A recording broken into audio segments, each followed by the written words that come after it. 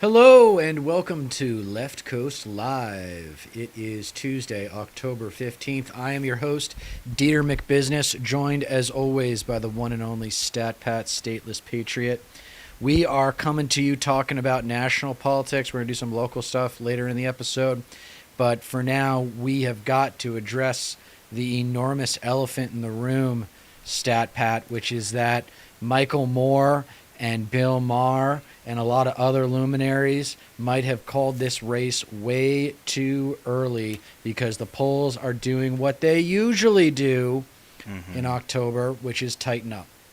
Yeah, I saw there was sorry about that. There was a piece that Michael Moore put out about you know things that Biden can do now that he has this newfound power according to the Supreme Court, and I mean the purpose of it is to give the Democrats a boost and actually do some good for the country while he's still in office, but whether or not it's proper to do them like say before the election is another story because it's like the Democrats are running on a lot of the issues that he brings up.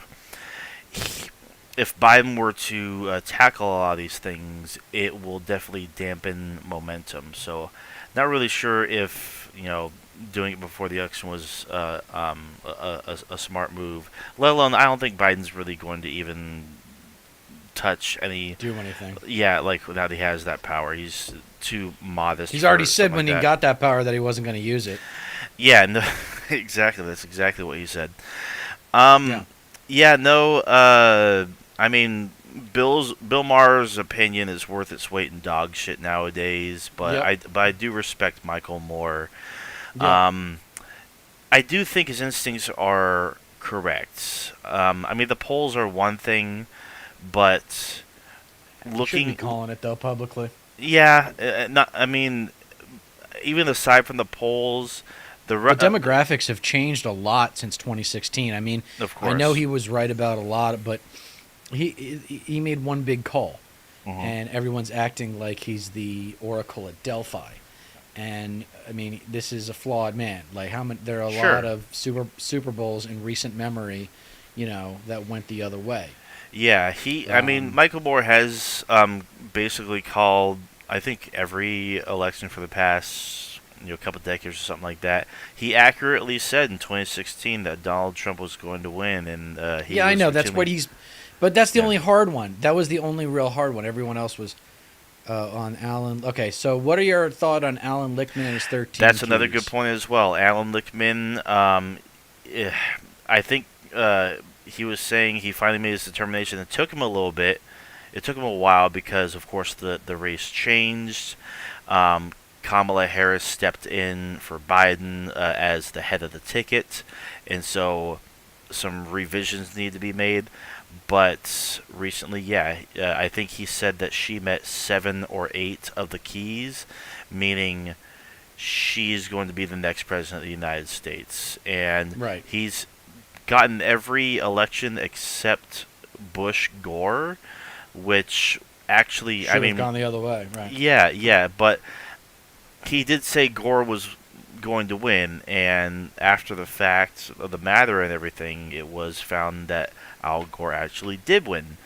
So, it's going to be really close. That's just when it comes down to brass tacks, it's going to Well, be let's talk to way too people close. about the. Let's show people the polls Hmm. because we're big on the polls on this show, and we want to make sure we're covering our bases.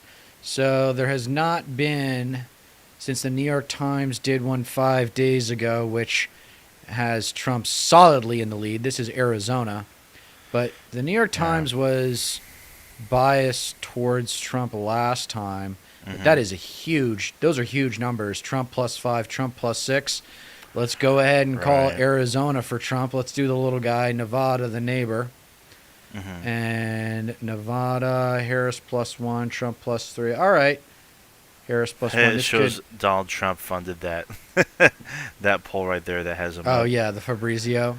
Right. Um, but Harris +1 according to a red polls. So Nevada, Right. whatever, no big deal. Let's do Wisconsin. Okay, so recent polling, Patriot polling, Trump +1. That's worrisome.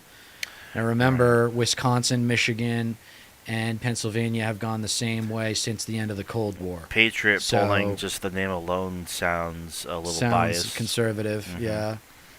But it's a toss-up. I mean, whatever it is, it's within the margin of error. Yeah. So Yeah. that So is disconcerting. right. Go ahead. So a few things also to consider is the fact that since the 2020 election, a lot of the older demographic passed away due to the COVID Yes. pandemic. So a lot of them, and like if you can count on the old people for anything, the elderly demographic is that they're much more reliable They're voters going to vote. than young people. Yeah. So that's definitely going to play in the Harris's favor. Not to mention, um, obviously Roe v. Wade, and if enough movement is made or at least signaled on Israel Gaza, then she could maintain like at least a modicum of younger energy, and that could sway you know the it could sway the election her way. Not to mention I've a lot of these pollsters and a lot of the way they're conducted. I don't think that um, the youth vote, like generally more broadly, is as considered in these polls, so to Well, speak. And the I think youth we vote saw the never same. shows up, man. The Right? youth vote Yeah. never shows up. Yeah. It's the Of holy course. grail of American politics on the left is the youth vote, Yeah. but we can't get people there. Yeah. This is Pennsylvania, by the way, which is the most optimistic of the big three. That's really The good. big three being Wisconsin, Michigan, and Pennsylvania. This is That's the New really good. York Times recent poll That's good. has Harris comfortably in the league. This is what Arizona looks like for Trump, is Right. based on this New York Times poll. So this New York Times poll would have you believe that Harris is going to win Pennsylvania and Trump wins Arizona. Let's take a look at North Carolina and Georgia. North Carolina, Fabrizio, we know that that's, yeah, Trump, Trump, Trump. Fabrizio, the Emerson College is Trump +1. So it's a margin of error state. Everything's Yeah. a margin of error state, technically. Right. But All the swing states. Arizona, Yeah. Arizona and Pennsylvania look pretty comfortable for for Trump and Kamala, respectively. The Georgia is the last one. Yeah. That's gonna be a very interesting one. Trump +2, Trump +3. Hmm. Redfield and Willem Trump +1. Emerson was even. Yeah, see, Harris was doing well back in earlier in the month. They got to go. They changed their rhetoric, man. They went away from "we're not going back," and they Hmm. also have like toned down. They keep talking economics, Hmm. even though that's not their. They keep trying to like deal with their weaknesses instead of emphasizing their strengths. Yeah. And I mean, going after the assumption, because that's all it is an assumption that Republicans are better at the economy than Democrats. You have to go right at it, and they're not doing that. Democrats are not known for tackling problems head on. Yeah. No kidding. A couple of comparisons you can make is they are doing like a more of like a media blitz right now. Kamala Harris is out there doing more interviews, making more appearances. She's a podcast or talks or whatever, and so is Trump. He did skip the 60 minutes thingamajig, but did talk to Fox News, and I think we'll be reacting to that shortly. But from what I've seen, I mean, because Harris does have her flubs. Like the 60 minutes interview was not very good. Weak. Yeah. But apparently, the Call Her Daddy podcast is apparently a pretty progressive and feminist podcast listened to by a lot of millennials and Gen Z. And I believe, because I haven't heard any clips from it, but from what I've heard, she did get a really positive reception on. Yeah, on well, there. it's too bad she didn't do that on 60 Minutes, man. Right. And Yeah. I got to tell you, mean, there was a lot of bias cover. We should talk about that because we got copyright taken down for oh, both the 60 Minutes and the View interview. Yeah, that was All right, the View frustrating. was a puff piece. Yeah. The View, I'm not gonna take seriously. Sure. And 60 Minutes is really important, and I felt like she gave a very soft performance. I did not think she was strong on 60 Minutes. It reminds me of the CNN interview because who watches 60 Minutes? Right. A bunch of retirees, like the more so the older demographic before they go to bed, and I feel like that was, I mean, as kind of confrontational, for lack of a better term, as that interview was, especially the guy giving the interview and how direct and blunt and pretty biased some of the questions were.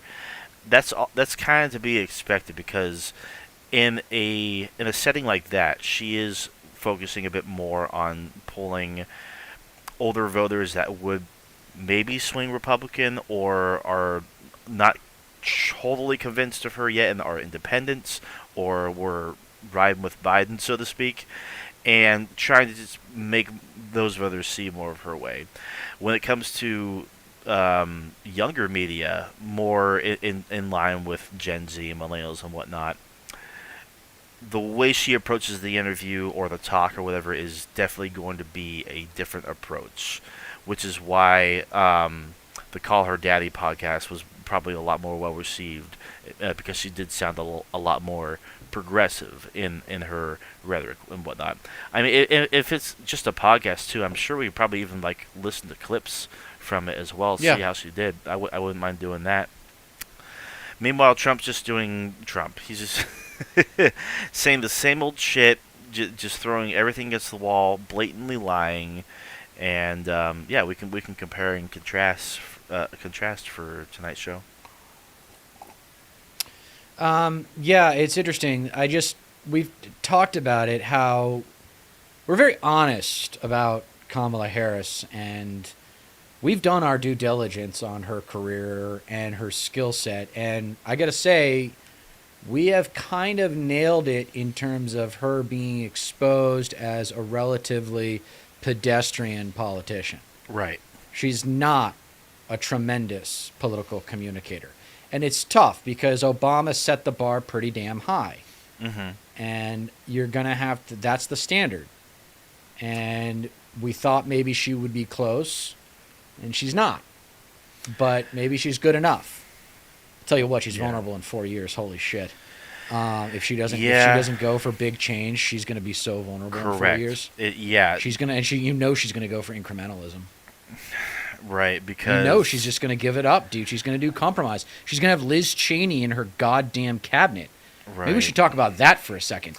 Can you believe that she's going to have? She was like, I can understand campaigning with Liz Cheney. But basically all but saying that she's going to put Liz Cheney or just a Republican in her cabinet. Like, what? Yeah. You're this preoccupied with bipartisanship? Yeah. It's it's pathetic. It really is. I mean, just because Liz Cheney is very much oppositional when it comes to Trump being the head of the Republican Party does not make her, one, a worthwhile politician to, have in your cabinet and heed advice from at all whatsoever, especially when her politics don't detract that far from Trump's to begin with. Right. The voting record. Yeah. No, yeah, exactly. Her voting record is almost entirely in line with Trump. Yeah, no, it's just she got a lot of fame. It's kind of, remember when we did that video about potential replacements for Biden, and it was basically it was from Business Insider, and it was basically just an analysis of why these people were politically famous. It had nothing to do with their skill set, ideas, proposals for change. It had nothing to do with any of that. It was just, why are they famous? Yeah. And when you get down to campaigning, you figure out what a politician is made of. And I think we're seeing that Kamala's got too many voices in the room. She needs to Right. thin out her inner circle and specifically get away from Biden's people. Enough. Oh yeah. Get your own people in there. Get your own people in there. It's Yeah. huge, man. Yeah.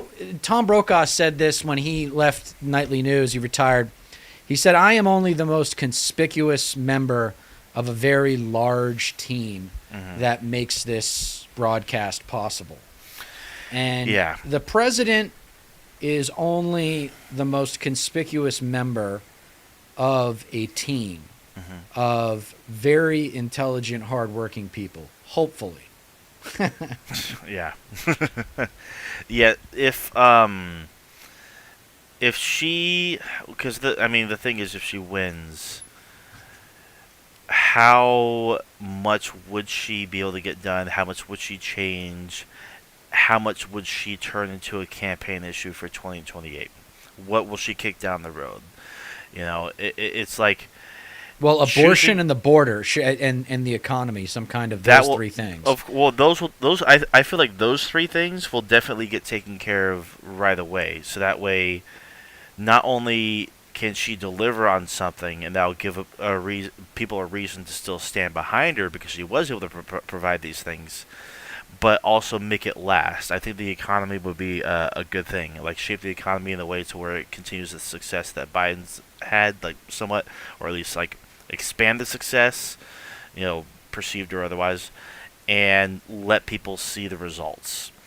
Hmm. Um, if not, then she wouldn't win re-election as easy, unless there are some issues that come up that she feels that she can campaign on and outflank the Republicans on. It's really going to be a balancing act in choosing her battles when it comes to, you know, pursuing what she thinks is obtainable and kicking down the road what she doesn't think is Right. obtainable until maybe the midterms. Who knows? Because of course, like there's still the aspect of the Senate and the Congress.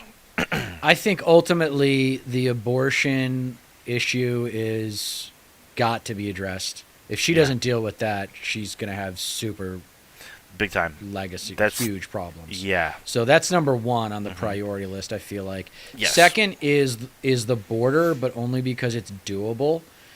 We've talked about it how the DNC's blood sacrifice to modern American politics has been the subject of immigration.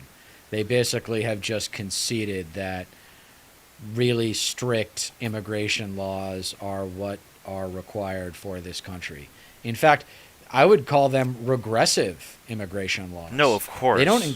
don't these new immigrant there's no path to citizenship in this new border bill, or the old border bill I should call it. Right. Yeah.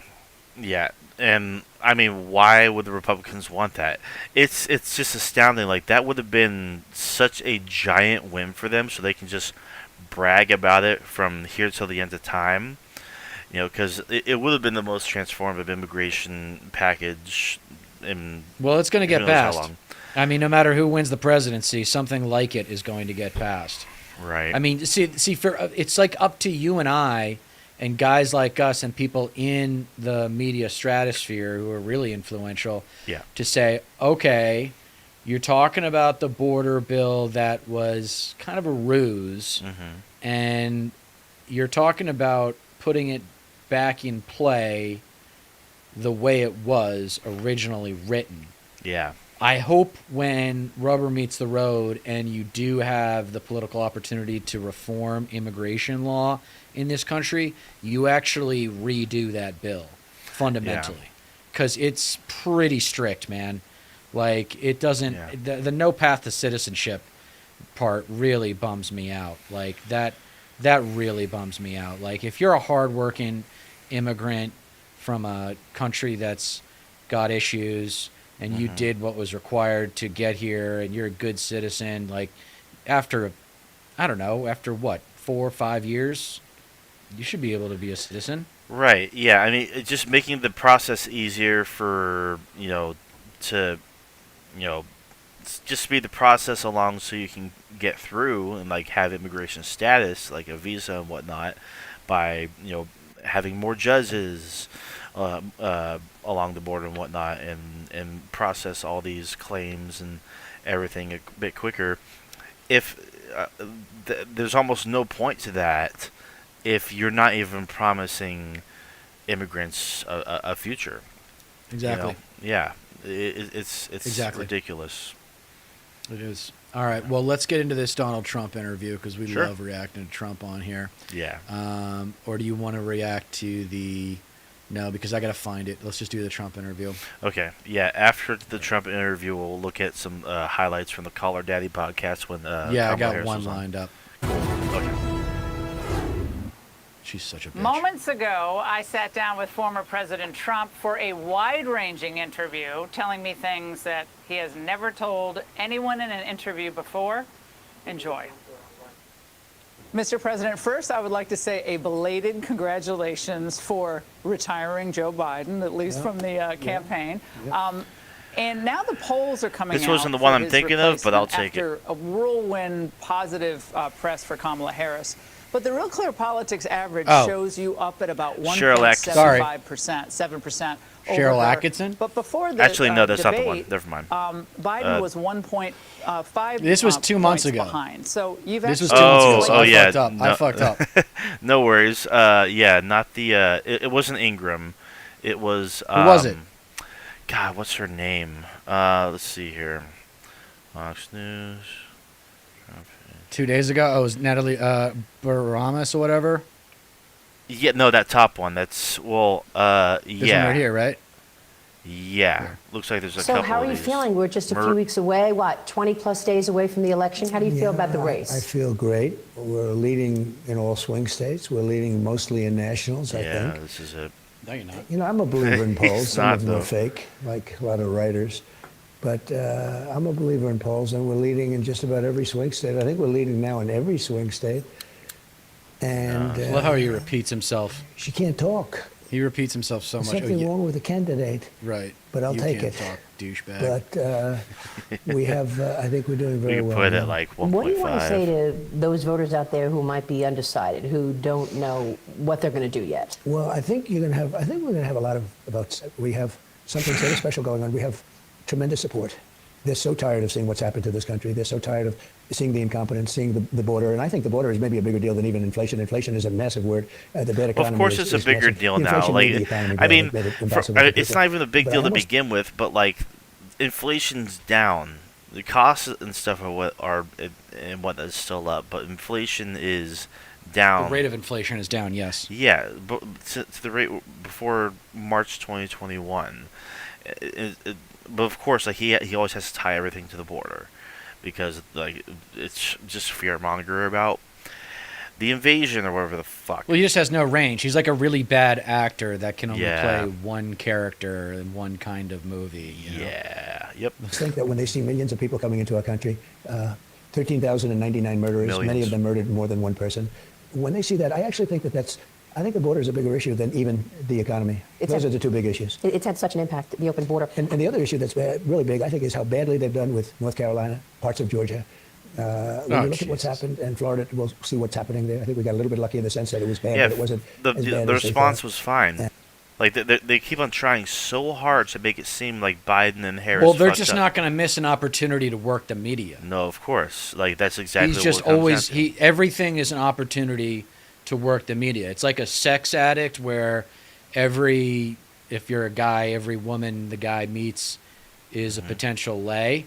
Right. Well, for him, his addiction is attention, Yeah. specifically TV attention, and he's never Exactly. going to miss an opportunity to insert himself into the media cycle. No, yeah, and if the Democrats were on the ball when it came to this shit, they would have the narrative at the ready. They would counter this with the facts.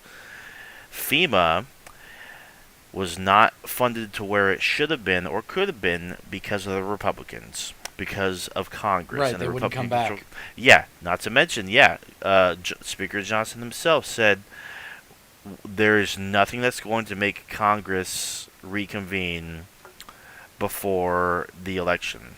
They're coming back the day after the election, and nothing's going to make them come back. So, tough shit. It's not North Carolina, I suppose. Remind me to mention when we get out of reacting to about something we learned from 9/11 that people haven't really given credence to. And Sure. a lot of governors have done a good job, but the response has been absolutely terrible. Her response has been terrible, so bad that they didn't even want. I see Ron didn't want her in Florida. Said, just don't even come here. So I think That was we're doing before really the well now. hurricane And, even of course, hit, President Biden you has been fucking moron. Well, no, he didn't want her there because he was playing politics. Like he thinks that governors, the multiple Republican governors up and down the destruction path of Helene, were openly praising Biden and Harris for their efforts and their assistance because they give them a call like, hey, what do you need right now? We can send support and whatnot your way. But fucking Ron DeSantis, because he wants to play to his partisan base and like be biased and just pretend he's above the fray, too much pride for that shit. It's, yeah, God, DeSantis has to go. For this bad response to these hurricanes, and the White House is calling it all misinformation. They blame me for everything. It's okay. They Yeah, when you look at our you're numbers, spreading when you look at our bullshit about when you look at our FEMA numbers, every to the single point chart that you now put up, they where there are FEMA workers being hunted down by MAGA extremists that have Right. fallen for I heard about that. conspiracies. Yep. You fucking idiot. It's because of the shit that you're spreading on social media and your lackeys are spreading on social media and the shit that you're saying at your rallies. Because if FEMA's not doing anything, then what are they doing? What are FEMA workers actually doing? Is there some sort of grand conspiracy? Can you lay it out for us? Of course you fucking can't. Like, there's nothing to it.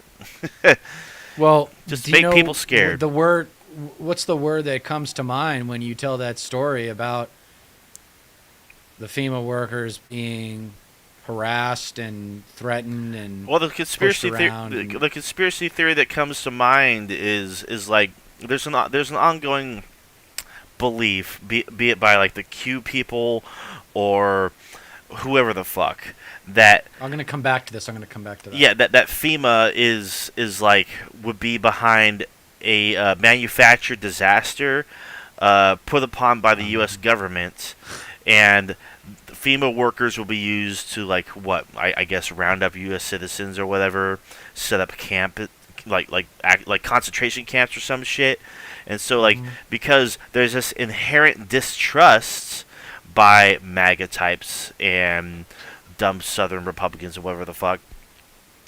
Of course, they're not going to be receptive to FEMA aid workers. They're going to fall for bullshit. They're not going to fact check shit because it's not in their best. It's not in their interest to fact check shit and actually make sure they got the story straight because they're conspiratorial minded. If you're conspiratorial minded, you'll dig deep enough to find shit that suits your bias and like confirms your delusions and previously shit. held beliefs. Yeah, like.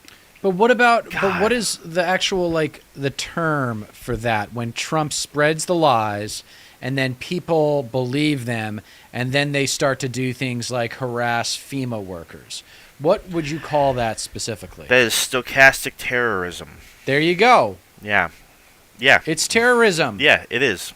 I've been obsessed with 9/11 recently, and I just could not figure out why. I've watched everything from tours of the Twin Towers and just photography from outside the towers. Not really so much inside. I don't really care Right. about what's going on inside the Twin Towers back in the 80s and 90s. But I did like the tour of the new One World Trade and the complex that they've got going on down there. I really want to see it in person someday, especially if they get 2 World Trade built someday, or I think it's 5 World Trade built someday. Anyway, Okay. the 9/11, I kept watching all this footage. I was listening to the comms. You know, there's like you can listen to the air traffic control people Yeah. kind of fumble their way through the day, like not really knowing what to do. And Yeah. the way that they located commercial airplanes was different than the way the military located its planes, so Yeah. they couldn't communicate about where the planes were. They were all organized, the Air Force was in the Northeast, to protect the country against an attack from the ocean. And so they never Right. thought about an internal. No, basically 9/11 happened because no one in the government was creative enough to think about what the terrorists were willing to do to accomplish their goals. Yeah. And how easy it was. And how easy it was. I told you about that Yeah. premonition I had when I was a kid in 8th grade, going to New York and seeing a Broadway show. We went up to the Empire State Building, the whole nine. We didn't go to the Twin Towers. But I remember on the shuttle flight on the way back, seeing the Twin Towers in the window of the plane and thinking to myself, damn, it sure would be easy to hijack this thing and fly it right into those towers. And sure enough, that's what happened 3 years later. So I am just saying that. So the big crucial takeaway, I kept watching all this stuff. This is all by way of saying, I kept watching this 9/11 coverage. Like, what is the insight here? What is the insight? The insight is the airport security. Yeah. That was the last line of defense Yeah. between the terrorists and their ability to hijack the airplane. It was the airport security. And guess why the airport security didn't prevent those terrorists from getting on those planes? Because they were run by the airlines, not the government. Yeah. So people who always complain about how the private sector can always do it better than the government, it's bullshit. It's And yeah. that It's always been is bullshit. the best historical example I Yeah. think that you can come up with, because it didn't Definitely happen one of that them. long ago. And in hindsight, also too, you gotta go back a few months into 2001, and there were quite a few intelligence reports saying that bin Laden's up to something, or there's some extremists are up to something, and no one Yeah. was listening. Yeah. And it was just this, and I talk about it. Conservatives aren't creative. That's the left's big advantage. yeah. And I of think this is an course. example of that. Oh, yeah. Because if you had some creativity in that White House, you'd have someone that could think like a terrorist. And they'd be like, of course you can find 15 to 20 guys that are willing to sacrifice their lives to bring down America. Of Yeah. course you can. It's Yeah. not that hard when you have millions and millions of dollars and thousands of people to choose from in impoverished states. These terrorist cells, the attraction for the terrorists is it's like their family. It's like the same thing as gangs, right? They're all from troubled backgrounds and Yes. have horrible home lives for the most part. Some are Yeah, the elites. With that said, the elites are like really well educated. Right. Kinda scary. Yeah. Yeah. I mean, young folks with nothing, or maybe like they lost. I mean, it's like right now with Lebanon and Gaza and whatnot, or Syria, or what have you in the Middle East. Like you kill civilians. Collateral damage. Collateral damage. The families of civilians and whatnot, family They don't members, care. loved ones. Where are those loved ones going to turn? Revenge, retribution, and they're going to want to Yep. fight for Yep. for the purpose of vengeance and whatnot. You're just creating a bigger problem, And it never it's been- ends. It's been that way. Yeah, it's been that way for fucking never ends. decades now, since we've been fucking around in the Middle East and whatnot. And then, of course, 9/11 just made it worse. It's like Israel's making the exact same mistakes that we did after 9/11. Overreacting and fucking 250, 300 times the amount of civilians that they took from us, we're taking from them. It's God, like history rhymes. Yeah, it does. And here's the Ugh. quote from Martin Luther King Jr. that resonates with me the most about violence. He had quite a bit to say about violence, understandably so. He said, the ultimate weakness of violence is that it is a descending spiral begetting the very thing it seeks to destroy, meaning that it's just a perpetuating vicious cycle that never really ends. Yeah. And the Middle East is only the best example of that. That's what separates the rest of the world from the Middle East. Like, look at how far Africa has come in our Yeah. lifetime. Yeah. They have really gotten it together and Oh, yeah. become an amazing part of the world that is now accessible. And like, I want to go to the Congo. I That'd want be to go. cool. You know, I want to go. Yeah, I want to go to all these places. Yeah. There's nowhere in Africa that I don't want to go. Right. I You know what I I mean? would go to Nigeria or South Africa. I go anywhere. Like, yeah. Yeah, I go absolutely. anywhere. I Egypt, go anywhere. I Right. feel perfectly safe going anywhere in Africa. Apart from like the almost apart from the savannah get like mauled by a hippopotamus or some shit. Yeah, that's true. Well, Right. you know, under the right circumstances. I No, mean. of course, yeah. But the Yeah. Middle East still has It's these it's a powder age-old keg. conflicts. Yeah. And it just, the religion that influences them. I mean, I think you can make a lot of political hay in our generation Mm-hmm. with anti-religion, with anti-organized religion rhetoric. Of course.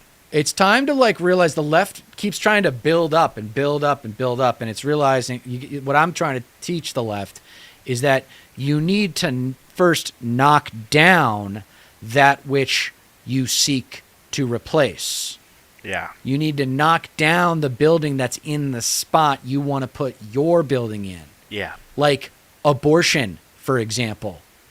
We built this building of abortion, and it was stood for 60 years.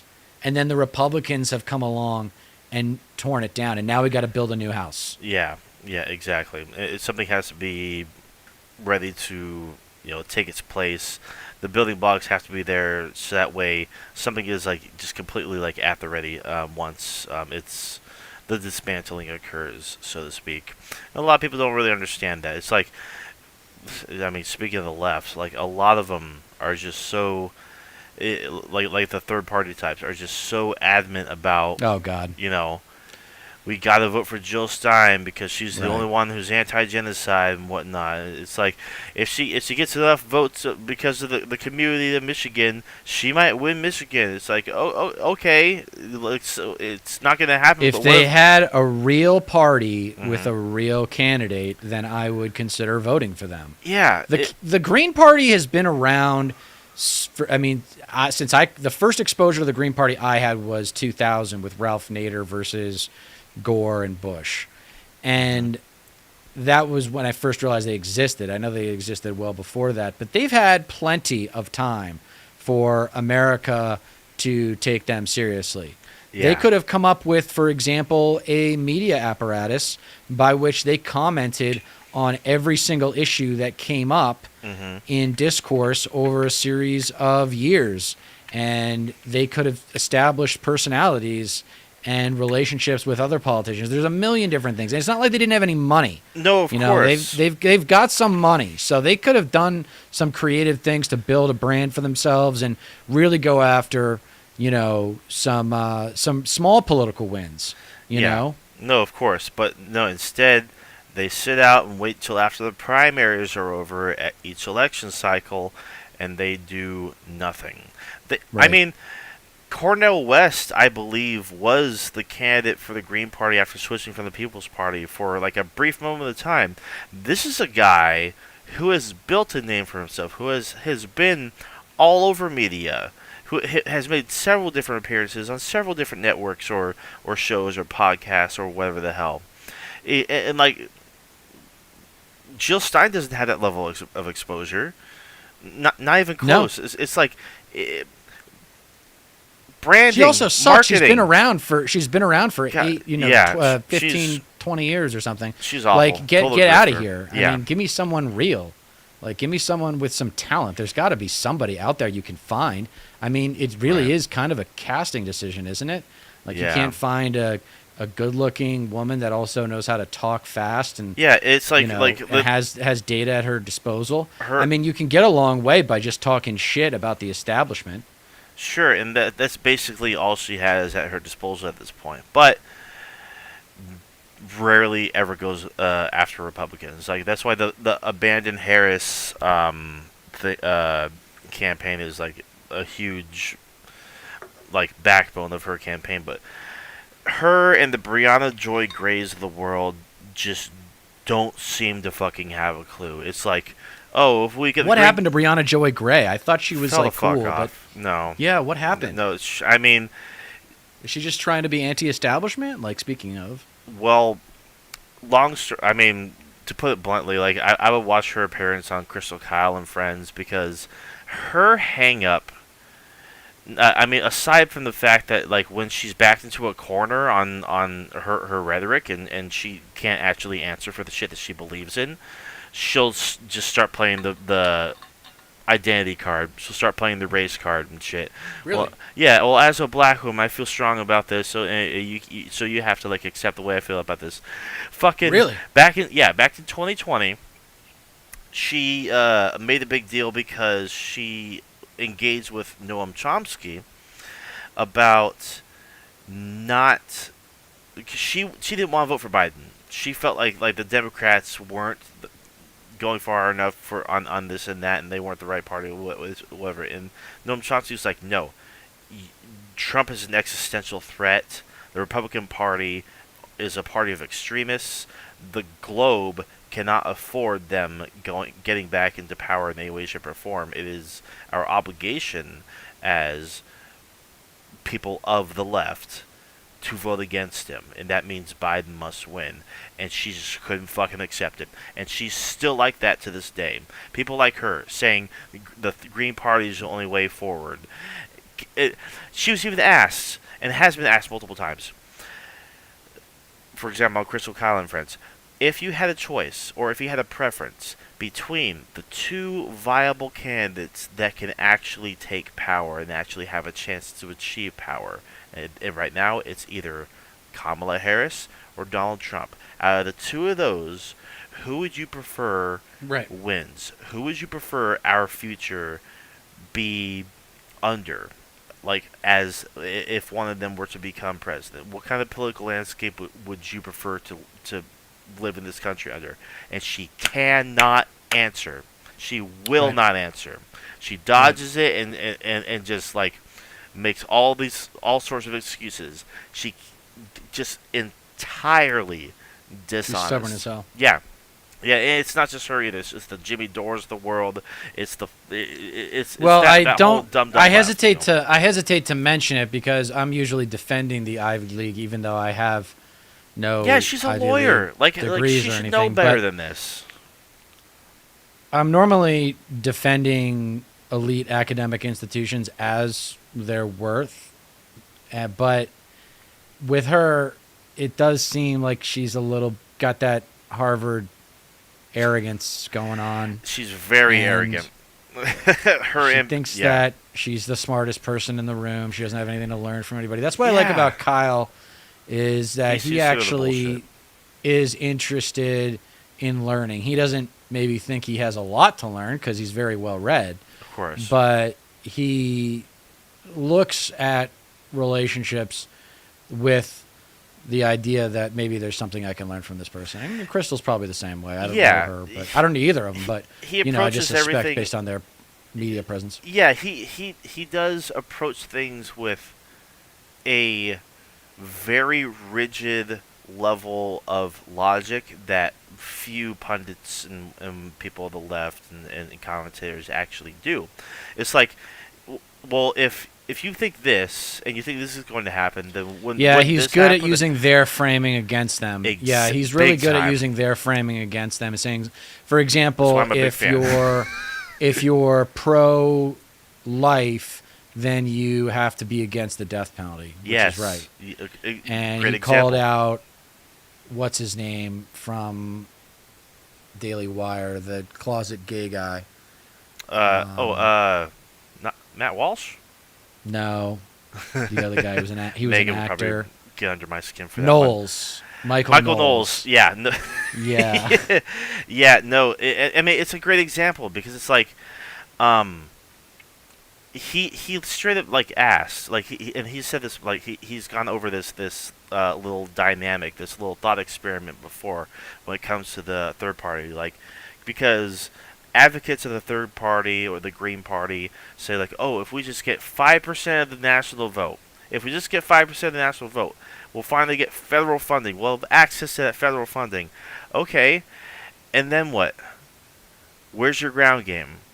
Where are the local candidates? Like, where are these local campaigns? Where is that going to go? It's like, it doesn't mean anything, especially if the Green Party has not had any modicum of, like, significant successes, like, anywhere, Right. like federal, state, or local. Right. It's like, or like this fantasy that because Michigan has a large Arab American population, that somehow it's gonna flip green. It's like, okay, so Michigan goes green, then what? Yeah, Does that I stop the think people genocide in Gaza? No, it fucking doesn't. Like, it's like, come on, dude. I think 9% of America's population is Muslim. I want to say Something like that, 9%. or at least they're, It at might. least they're- I thought maybe it was of Arab descent or of Middle Right. Eastern descent. That's probably but it. That's. I don't know. I think it might be inclusive of all Muslims. But anyway, Regardless, it's not enough to sway an election. no, not in one Or state. Yeah, of course. In a national election, it would maybe matter. Yeah, between the two parties that actually have a ground game in every single state and have the duopoly, for crying out fucking loud. It's like, come on. Ranked choice voting in a multi-party system is probably the best structure of government. It's but the most we'll frustrating. probably never get that. It's the It's most unfortunate, frustrating but thing we'll in the probably world. never And get that. I've been dealing with this since the 2020 election. Even looking back into my channel, like, the most frustrating thing is, like, yeah, I want the duopoly to fucking vanish. I don't want there to be uh, like fucking, what is it, paddleball, ping Pickleball? pong. Like ping pong pong. back and forth between the Democrats and Republicans. The Republicans don't deserve power. So if you're going to dismantle the duopoly, clearly you want the more extreme party to go under first. You want to render them obsolete first. Green Party doesn't believe that. They want to take away from the Democrats. They want to punish them, and it's all just completely fraudulent, completely inauthentic, completely dishonest as fuck. And I don't respect it. If you're in a deep state, like a deep blue state, whatever the fuck, like, sure, like, vote to your heart's content, but this country cannot, the world cannot afford living under Republican control in the United States, given our influence and our power across the globe, especially when it comes to climate change policy. Yeah, Yeah. the litmus test that we did a while back, questions to ask someone that you don't know very well to figure out whether or not they're intellectually available, like, do you think America is a meritocracy? And if they say yes, then you got to come to terms with that relationship is going to be a limited one. Because if they don't already know that America isn't a meritocracy, that it's not a fair place, then they're probably never going to know. Or you're probably not going to be the one that shows them otherwise, at least not yet. Another question that you could ask, and I'd be interested in what the due dissidents guys would say, or any of those nut job left-wingers who think they know everything, who are just ultimately nihilists. I wonder what they would say to the question, do you believe MAGA is at all intellectually available? Do you think that you could communicate with someone from the culture of MAGA and convince them that you know better, or that convince them to vote the way you want them to vote, convince them to vote green, or convince them to vote for a new party that you're going to start? Like, what's your proposal for change? What are we, you know what I mean? Yeah, I don't understand. I think they would say yes. I could probably get through to 20% of them or 30% of them. I think they would legitimately believe that they can get through to MAGA. They don't understand that basic the Kalinske TFG, too far gone, right? Yeah. They don't understand that. No, they don't of really. They course. don't understand that. It's weird. Yeah. It's weird because it's really simple, and it's liberating when you come to terms with that MAGA are just overgrown children who will never change. It's liberating. You're yeah. like, okay, I'm giving up on trying to get through to them. I'm not going to waste another second of my life No, it's worrying about what a MAGA person thinks. it's because people like the dude dissidents podcast and their crowd and people who think like them. The Jimmy Dore crowd, basically. Yeah, they're just compulsive contrarians. Their only politics are, I just hate liberals. I just hate Democrats. They're all shit libs. I don't want Yep. I don't want anything to do them. I fucking hate them. So, who cares if the Republicans take power? When they Like, are intellectually available, like if, for example, immigration, a lot of resistance liberals or just liberals in general are kind of where Kamala's at with immigration. yeah, But it's not because they know what they're talking about. It's because they don't know what they're talking about. right. And they don't understand how important immigrant labor is to the economy. They don't understand Exactly. that a lot of that immigrants actually make for better behaved citizens than Yeah. normal American, the naturalized Americans, Yeah, native born, I should say. sure. And then, so they just haven't thought about it. It's like what I say about stupidity is most people that you think are stupid, they're not actually stupid. They just either don't think enough or even worse, they don't know how to think. Yeah. A lot of people don't know how to think critically. Yeah. They don't. They don't know how to ask the right questions. No, of course. And like a lot of converts from the right claim that what made them stop being like so conservative was seeing just how wrong a lot of conservatives are about immigration in general. Sure. And how a lot of it is just sensationalized fear Yeah. mongering. It's just an easy, Not- yeah. powerless person Not to in our mention- society. Yeah, not to mention just how essential it is for a functioning, growing, thriving economy and shit. It's like, dude, you're not being replaced. There's no fucking conspiracy like undermining the fucking white race or some shit like that. That's fucking ridiculous. Right. And But they're narcissists. Yeah, no, They're the that's left yeah. wing. The Jimmy Dore crowd is the Or the equivalent fascists. of the MAGA left. Like they're the equivalent of the MAGA left. They're Yeah. just nothing's ever going to be good enough for them. Nothing's ever going to satiate their fucking their children, their childish need Yeah. to be right. Their childish need to be the smartest people in the room. And I got into it with the Do Dissidents guys once, and I kind of just like, I don't remember exactly the way it went, but I was just like, have you ever won anything other than an argument?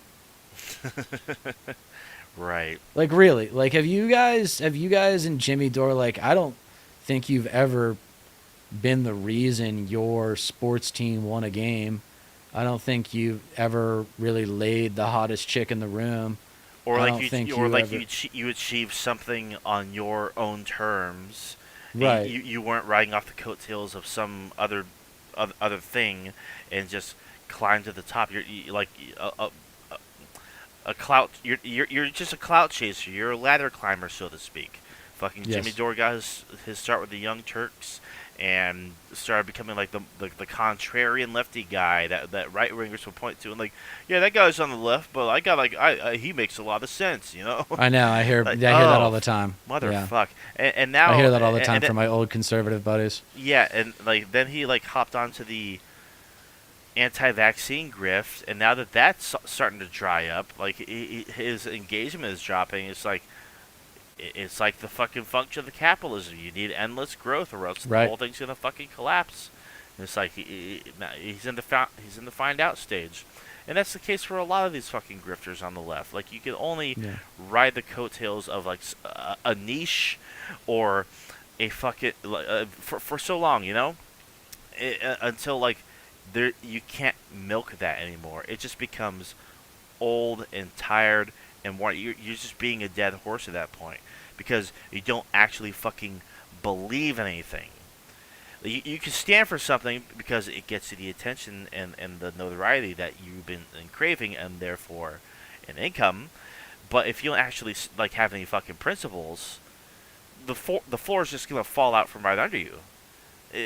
I mean, like fucking, we're a tiny ass podcast based out of California, but we actually like stand on our like principles and have a moral compass and actually have progressive policy ideals that we stand behind. We're not going to like dishonestly and fraudulently hop onto something just because it's trendy or because it might gain us a new audience because we wouldn't be honest with ourselves. Right. Like I come from the skeptic community, the atheist community, from the early to mid 2010s. A lot of those people, you can tell like where the schism kind of like began. You know, a lot of them either held true to their like beliefs and their principles and remained grounded, or saw dollar signs because they were approached by people like PragerU, Daily Wire, Blaze TV, you name it, and slowly started shifting their views away to become a fucking reactionary because it made them, it brought them a new audience, therefore a like more income and whatnot. And it couldn't be more transparent. Capitalism's a bitch, man. Capitalism's a bitch. And I started recognizing that. I started identifying that, especially with the advent of Trump and his first couple of years of his presidency, and started to realize, these people don't actually fucking believe anything. They don't stand for anything. They're not consistent on their on the morals and ethics that they espouse, because they started acting like, it's okay when we do it, and the people that we silently support, Trump, it's okay when they do it, but it's the SJWs and whatnot and the crazy lefty socialists do it. It's bad. It's the end of the world, and it's communism. And it's still happening today. For a good example, and I'll end with this point. Ken Klippenstein, great journalist, one of my favorite accounts. Like his one of my favorite people. He's got his account banned on Twitter because he leaked a dossier about J.D. Vance, which was very, very revealing. Elon Musk fucking took him down, removed his account, scrubbed the dossier at the request of the fucking Trump campaign. Of course. Yeah. They don't actually believe anything. Like, that's censorship right there. That is censorship. What they've been screaming about, what does J.D. Vance respond with saying when he's asked, did Trump lose 2020? Well, I think we should move on from that. We should focus on the fact that the Hunter Biden story was censored, and the social media giants and tech giants are censoring stuff and blah blah blah blah. And it's just like your campaign just censored the dossier about you because you ordered them to.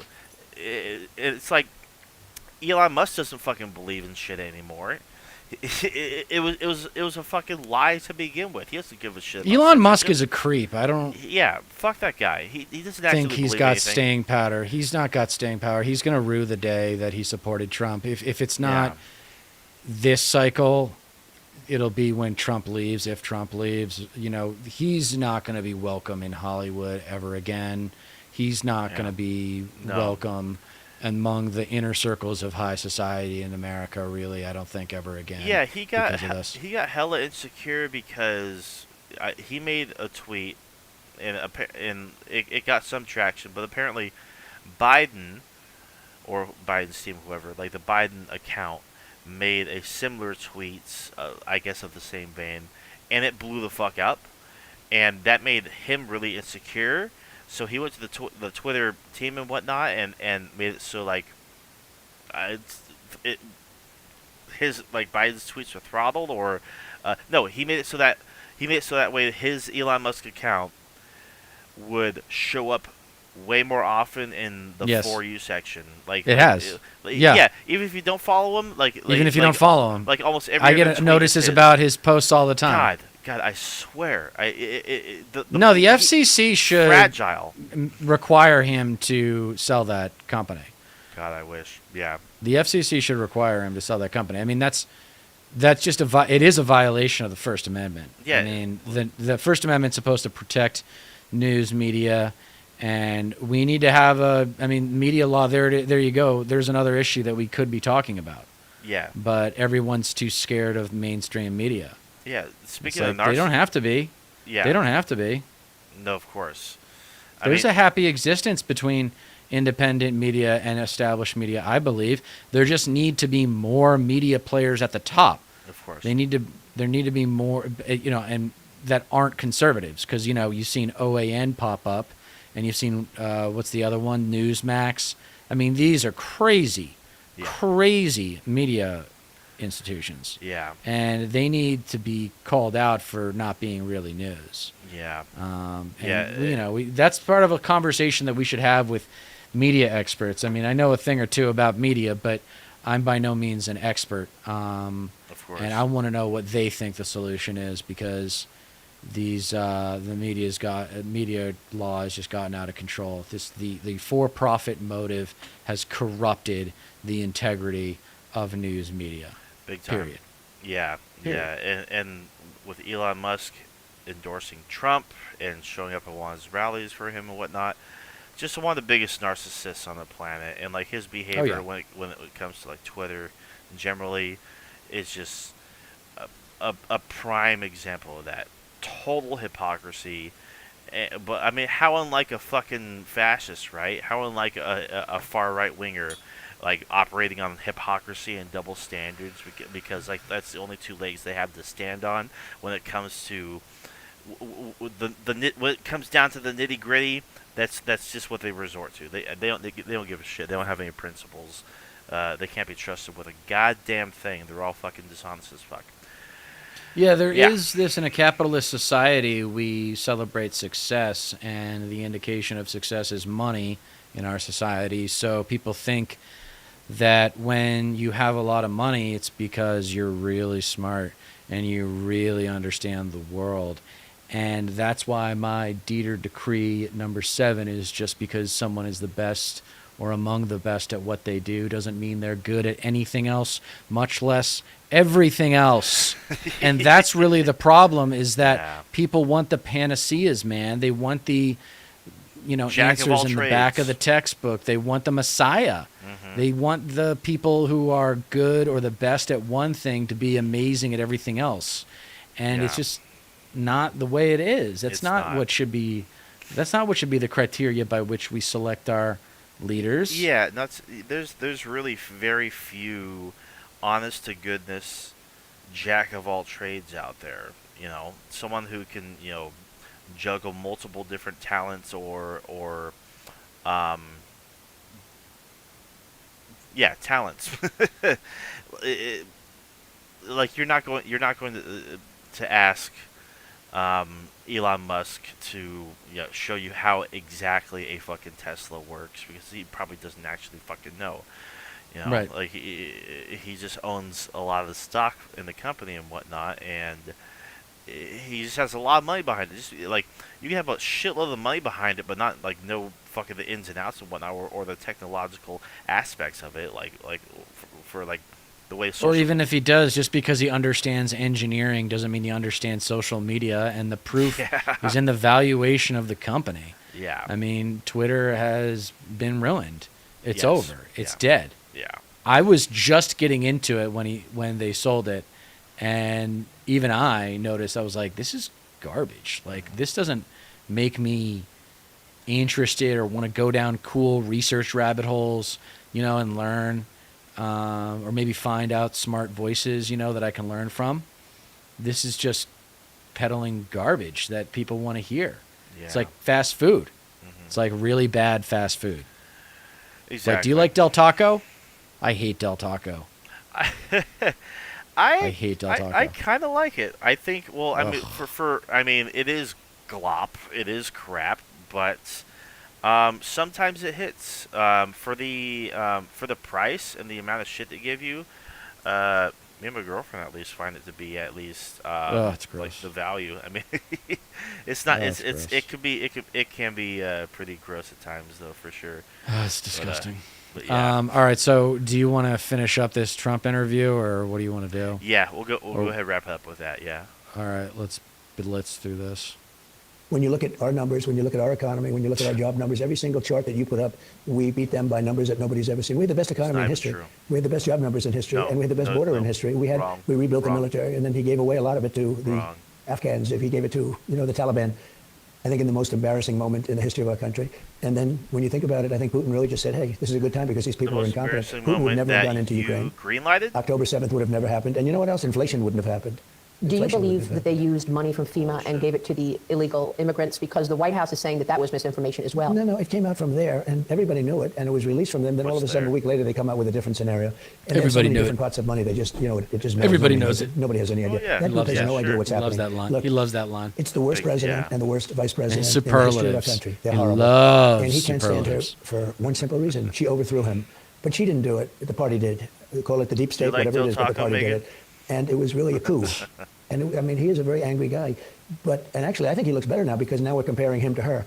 And for the first time, he looks a little bit better. But he's a very angry guy. Look, he got 14. I'm not a fan, God. but he got 14 million votes. He- She got no I votes. think it's she really never made it to funny Iowa. She now. was the first one out of 22. Like he's kind of like throwing these like little compliments towards Biden because he still misses him. He still wishes Oh, yeah. that he was running against him and whatnot. No, he had a frenemy. Biden was Trump's frenemy. Yeah. Trump was like, couldn't wait to go back up and do the rematch with Biden. Biden was like, this. Trump was course. like, that job's going to eat him alive for 4 years, and then I'm going to kick his ass in a rematch because people aren't going to show up for an incumbent Democrat who's 82 or whatever he is. Two Right. people running. She was the first one to drop out. We seem to be up in the swing states in every one of them. And it doesn't matter. Look, I've worked 32 days in a row, and we have another 25. And I intend to work every one of them. I'm not going to take days off. Let's take a little vacation, everybody. We're running to save our country, so we're not going Says to be the taking guy any who vacation. took We had more such a day vacations a than little the while other ago in Buckley. You president. saw that we had 101,000 people show up. 101,000 people. A tribute to Corey, the firefighter, and a tribute to a lot of things. Used to wear and it Del was an Taco shirt all amazing. the I don't time. think I've That's ever seen funny. anything like it. Well, the Actually. pictures were incredible. Are you able to register some of those people to vote? Yeah. Are you getting those ballots in the boxes? We do. We register a lot of people when we do rallies and when we do things like that. And we have the endorsement of Elon, as you know. Elon Musk, who's great. He's a great guy. He had such a good time. He put the black hat on. Deep- I didn't even. Dark MAGA. He calls it dark MAGA. How cool is that, right? He calls it dark. He's a great guy. But he's given us a really powerful endorsement. He's out campaigning. It's Pennsylvania it's a today. good He's thing actually that campaigning. that Because Elon he says likes if we him. don't win, we're not gonna Actually, have a country. that's the silver said- lining. Is Elon is such a fucking creep.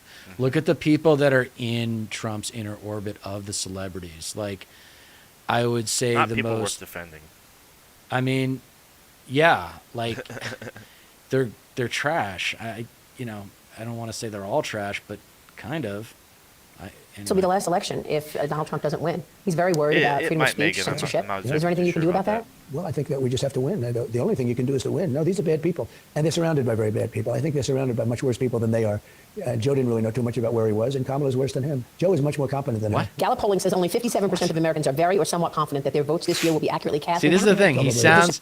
He sounds like a fifth grader on Adderall because he's like just articulate enough to put together what might sound like he knows what he's talking about, but he keeps tripping over his sentences. I mean, it's one sentence fragment after another.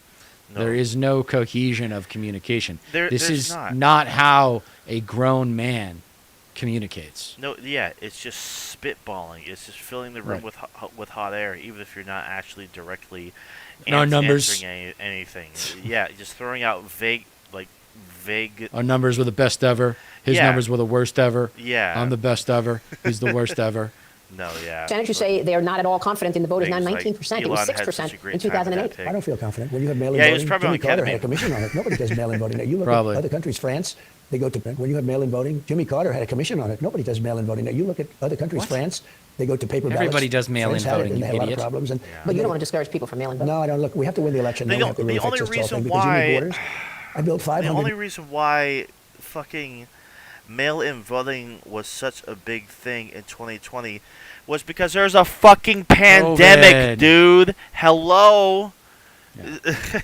Not to mention, it's, Well, he's it's, not it's, gonna be it's on just that, though. fucking, it's just a convenient thing now. We're like, 2020 really kicked off the fucking delivery market.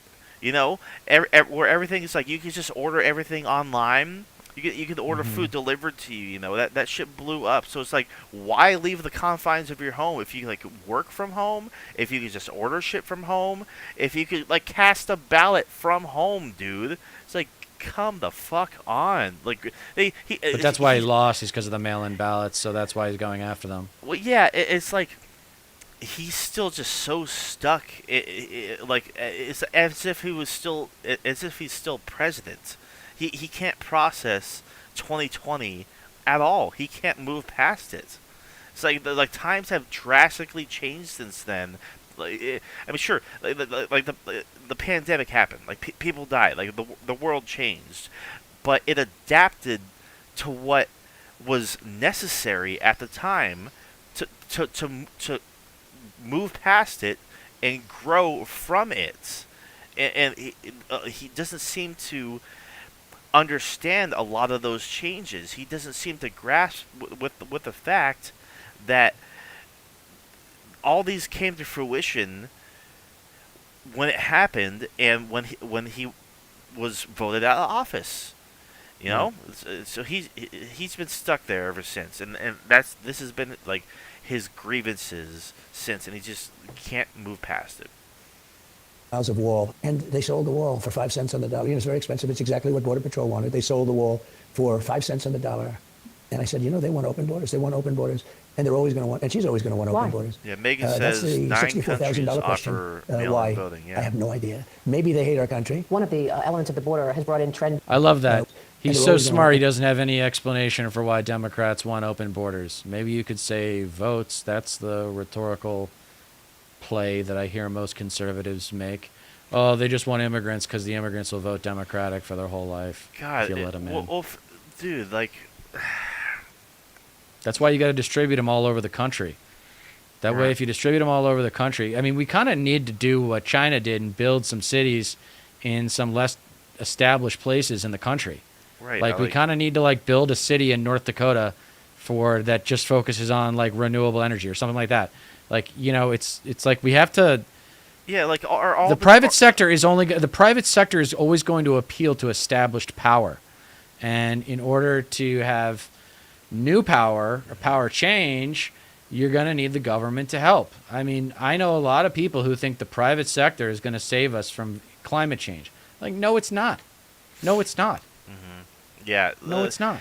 It's like, what are all the immigrants that are coming into this country? Are they all being shipped to swing states? Like they complain a lot No. about like migrants in California. It's like, what is that? Is that on the brink of going red anytime Right. soon? It's just like, Or is California even dragged down by its immigrant population Right. whatsoever? No. No. It's still the economic backbone of the entire country and by extension, the world. Yeah, So it's- show it's- some respect. right? Are they? I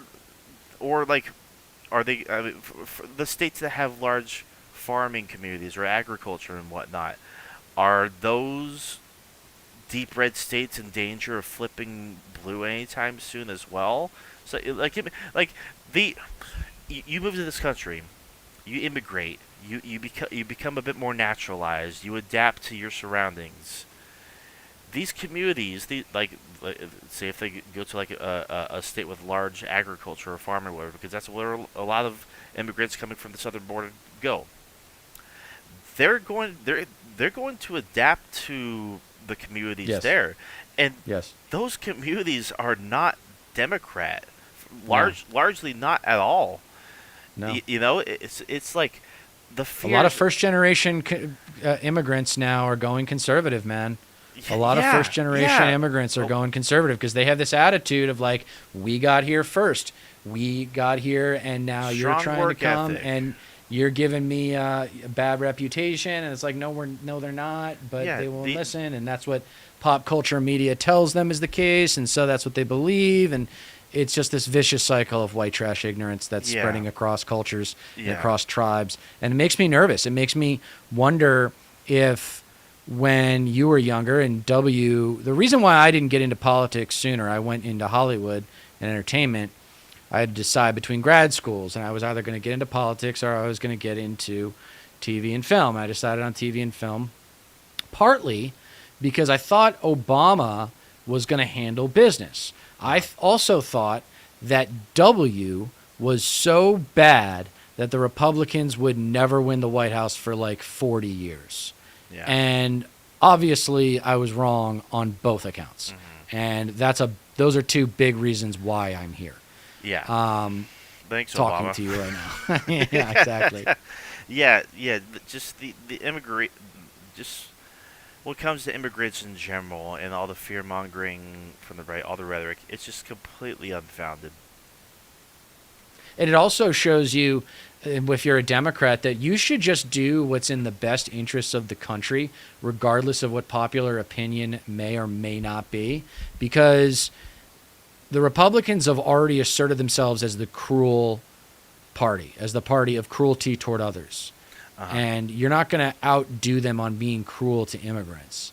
But you could actually do what we're talking about, give them a path to citizenship, and then they're voting for you for the rest of your life. And maybe those places like Texas and, Arizona become more blue. Maybe, I don't know, with immigrant populations.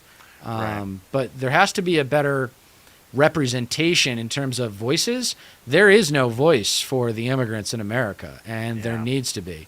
There needs to be some sort of figurehead, or preferably a handful, like a 3 to 5 person panel or something that's like respected as the voice of immigrants in America, because they have no voice. Yeah. That's part of the reason why they are so vulnerable to Trump's rhetoric, is that they have no voice. Yeah. Who speaks for the immigrants? Yeah. Who? Nobody. Yeah, exactly. Nobody. And she's always going to want Why? open borders. That's the $64,000 question. Why? I have no idea. Maybe they hate our country. One of the elements of the border has brought in Tren de Aragua, this Venezuelan they hate our gang, quite country dangerous. so You much told they're us about coming this. Not quite. You could take the word. It's just pure dangerous. They're evil. And you told us this back in 2015 and Yeah. 2016, that Venezuela was Sir. emptying their prisons and they were coming here, and you were mocked for it. True. How did you know back then that these Venezuelan gangs were coming to America? Common sense. It's just common sense. Common If I'm running sense. What does that Venezuela even like mean? they're Because they're gentlemen who's- Venezuelan? Give Yes. me a fucking break, dude. God That is damn. common sense to It's them. just- Their it's just- racism and their it's just xenophobia is racism, common yeah. sense to them. It's a survival mechanism. Yeah. They use their Ooga xenophobia and their white trash ignorance to justify their miserable existence. Let me tell you something, guys. The MAGA people, they're not happy people. Nope. They're not fulfilled people. They can't be. They're not. They might put on a facade, and when you meet them, oh yeah, I got it all figured out. I'm conservative. I ain't no pussy. I ain't no left wing bitch. You know Yeah. that whole thing, the tough guy bullshit. The tough guy cries when no one's looking. Yeah.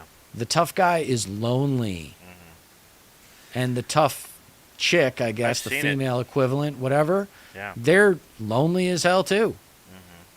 They Yeah. do everything out of fear. They never explore. They never do anything that's really exceptional. Yeah. They might think that they do, but they haven't explored the world. They don't know Right. what's out there, Yeah. and they never will. Nope. They never will.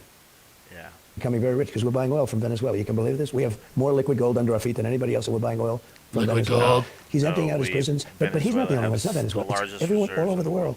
The Congo in Africa. We've taken in hundreds of people from their prisons. The Congo, all the way in Africa. Many countries. The Middle East, we're taking in what? massive numbers of people, and many terrorists, and they're coming into our country. And they're Middle Eastern terrorists. And from Asia, we're taking in, and a lot from South America. There was an They're- Afghan refugee charged with plotting a U.S. Election Day massacre. Nothing surprises me. What about that, though? Are you expecting chaos on Election Day? No, I don't think, not from the side that votes for Trump. But I'm just wondering if these outside agitators will start up on Election Day. Let's say you win. I mean, let's For remember you've got CIA 50,000 Chinese and nationals in this yeah. country in the last couple of years. Yeah. You have people on the terrorist watch list, 350 in the last couple of years. You got, like you said, 13,000 murderers and 15,000 rapists. Right. What are you expecting? Joe Biden said he doesn't think it's going to be a peaceful Election Day. Well, he doesn't have any idea what's happening in North Carolina. He spends most of his day sleeping. I think the bigger problem is the enemy from within, not even the people that have come in and destroying our country. By the way, Mental totally illness destroying our country. rates on The towns, the libs villages, they're being versus inundated. conservatives.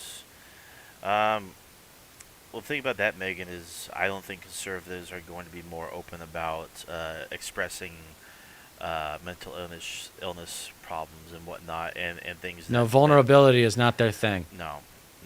Like, I mean, you probably won't ever really get really accurate rates on that. Tell them about how conservative women never explore Cam. You're funny. What do you say? What? Megan's conservative, and she's like, tell Oh. him about how conservative women never explore Cam. Yeah, sure. But I don't think they're the problem in terms of election day. I think the bigger problem are the people from within. We have some very bad people. We have some sick people, radical left lunatics. And I think and it should be very easily handled by, if necessary, by National Guard, or if really necessary, by the military. Yeah, this because is they can't another let that thing. happen. I'm Steve Doocy. I'm Brian Kilmeade. And I mean, play your heart. And Jesus click here to Christ, subscribe dude. to the Fox News YouTube page to catch our.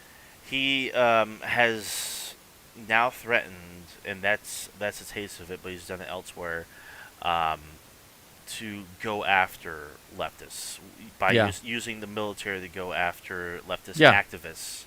Which makes us and vulnerable. Like just go and arrest leftist activists just at the whim of the fucking presidency by using the military to go after them. Yeah, but that's one but way he's to the one clear out the competitive space, dude. right. God damn. But he's the one being They're persecuted. gonna arrest Sam Cedar. They're gonna arrest Jimmy Dore.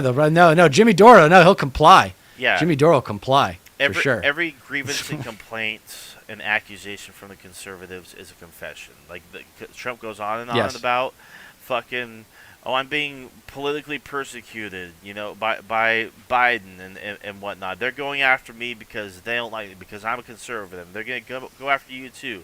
Meanwhile, he's just openly admitting that he would do. It's the exact right-wing same fucking projection. thing. Yeah. Yes. Yeah. Of course. Mm-hmm. Yeah. Yeah. No, they and that's a mental health term. So there's an acronym called DARVO, which stands for Deny, Attack, and Reverse Victim and Offender. And that's exactly what guys like, who's that guy, Nick Fuentes? Yeah. Who talks about white genocide. Yeah.